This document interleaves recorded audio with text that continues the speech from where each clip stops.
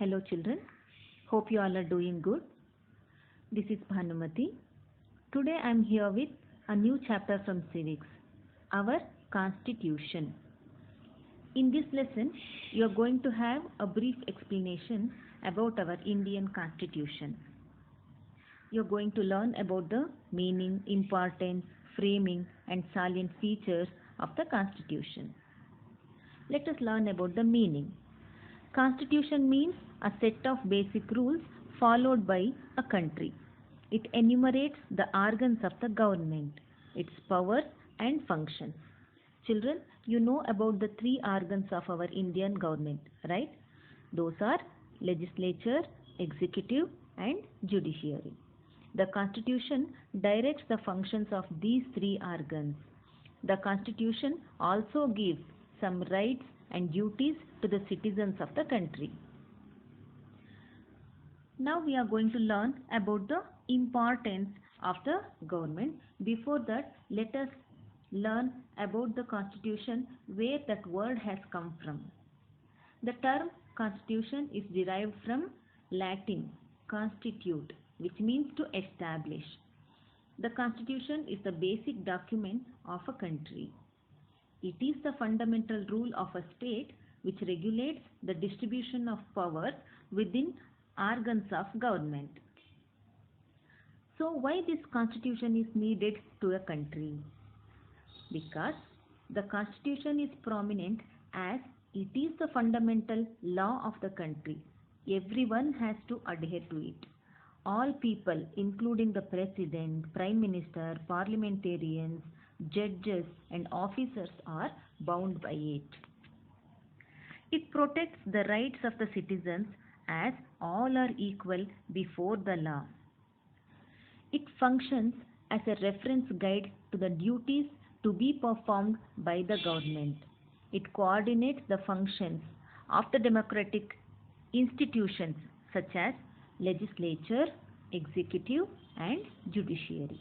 It also organizes better relations between the government and the individual. Children, you have learned about the meaning and importance of the constitution, right? Now, let me tell you about the framing of the Indian constitution. The Indian constitution was prepared by the Constituent Assembly. This was a group of 299 members with the presidentship of Dr. Rajendra Prasad. The Constituent Assembly created a drafting committee under the chairmanship of Dr. B.R. Ambedkar. Considering all aspects, the drafting committee gave a final shape to the Indian Constitution, which was adopted on January 26, 1950. The Constitution declared India as Republic. In order to mark the adoption of Constitution, every year January 26th is marked as the Republic Day and it is a national festival. On November 26th every year, the Constitutional Day is celebrated as it was on November 26, 1949, the Constitution was approved by the Constituent Assembly.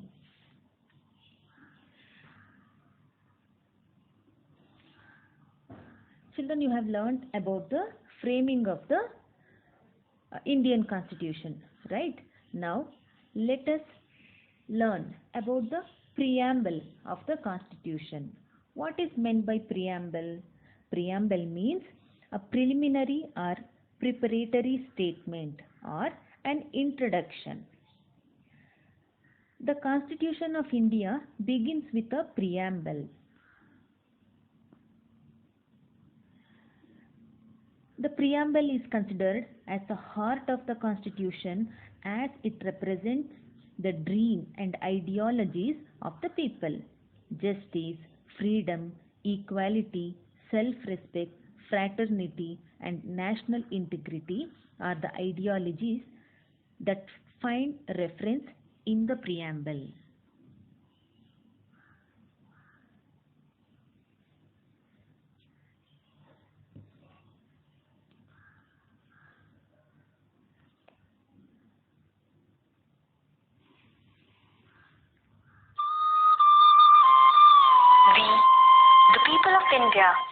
having solemnly resolved to constitute India into a sovereign, socialist, secular democratic republic and to secure to all its citizens justice, social, economic and political, liberty of thought, expression, belief, faith and worship, equality of status and of opportunity, and to promote among them all fraternity, assuring the dignity of the individual and the unity and integrity of the nation.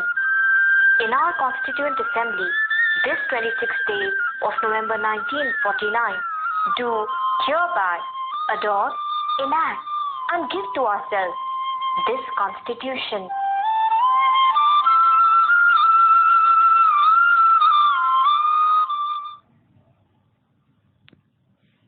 Children, Dr. Rajendra Prasad became the first President of Republic India and Jawaharlal Nehru became the first Prime Minister of Republic India.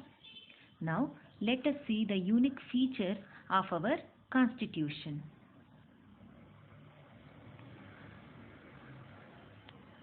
Features of the Indian Constitution.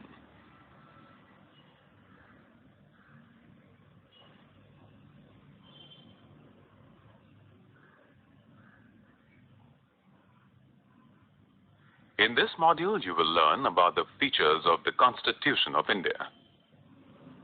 The Constitution is the fundamental law of our nation. It defines the powers and functions of the government, as well as the rights and duties of the citizens. The leaders who framed the Constitution discussed and accommodated significant features from constitutions around the world. The Constitution gives complete authority to the people of India. The principle of the popular sovereignty or complete authority of the people is further reaffirmed in several places of the Constitution, especially in the chapter called Election. The central and state government derive their authority from the people. Citizens elect their representatives to the parliament and the state legislature at regular intervals. Representatives holding executive powers of the government are responsible to the legislature and ultimately to the people of the nation through the legislature. Secularism is an important national goal. A secular state is one in which there is no discrimination of people based on their religion. All citizens enjoy freedom of worship and possess equal civil and political rights, irrespective of their religious background. The state supports and provides equal status to all religions in our country. The Constitution of India provides for a parliamentary system of government that is adopted both at the center and state level. The law-making body of the central government is called the Parliament. At the state level, such an assembly is called the legislature. The work done by the central government is monitored by the Parliament, and the activities of the state government are monitored by the state legislature. The executive is collectively responsible to the legislature. The parliamentary form of government is also known as responsible government or cabinet government. The Constitution of India guarantees certain basic rights that are essential to the well-being of every citizen. They are known as fundamental rights. Fundamental rights are required to maintain the democratic nature of our government. On violation of these fundamental rights, a person can approach the Supreme Court or High Court to claim his right. The Constitution provides 6 fundamental rights for the citizens of India to enable them to live a life of dignity. The right to equality ensures equal rights for all citizens and states that all citizens are equal before law. The right to freedom provides citizens freedom of speech and expression, right to life, personal liberty, etc. The right against exploitation prohibits human trafficking, forced labor, and child labor. The right to freedom of religion guarantees all citizens the right to profess, practice, and publicize the religion of their choice. Cultural and educational rights aim to preserve and provide special protection to the language, culture, and religion of minorities. It also gives them rights to establish educational institutions. Right to constitutional remedies ensures that on violation of their fundamental rights, citizens can approach the Supreme Court to seek their claim. Let us now recap all the important points that we have covered in this module on features of the Indian Constitution.